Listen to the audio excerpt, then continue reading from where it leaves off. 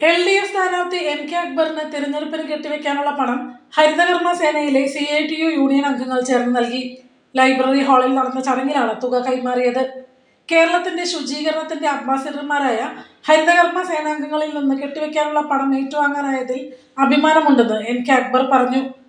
Assembly മണ്ഡലത്തിൽ നിന്നും മത്സരിക്കുന്ന സ്ഥാനാർത്ഥി എന്ന നിലയിൽ എനിക്ക് നാമനിർദ്ദേശ പത്രികയോടൊപ്പം കെട്ടിവെക്കാനുള്ള തുക നൽകാൻ സന്നദ്ധരായ പ്രിയപ്പെട്ട സഖാക്കളെ ഞാൻ ആദ്യമായി അഭിവാദ്യം ചെയ്യും.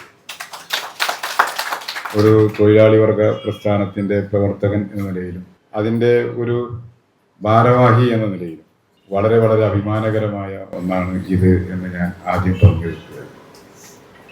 ഹരിതകർമ്മ സേന യഥാർത്ഥത്തിൽ നമ്മുടെ ഗുരുവായൂരിൻ്റെതല്ല, കേരളത്തിൻ്റെ തന്നെ ശുചീകരണത്തിൻ്റെ അംബാസിഡർമാരായി മാറിയിരിക്കുക. LDF നിയോജക മണ്ഡലം secretary C. Sumesh, AS Manoj എന്നിവർ സംസാരിച്ചു. ഹരിത ഷിജിൻ, KB ലത എന്നിവരാണ് തുക കൈമാറിയത്. ശനിയാഴ്ച രാവിലെ 11-നാണ് അക്ബർ നാമനിർദ്ദേശ പത്രിക സമർപ്പിക്കുക.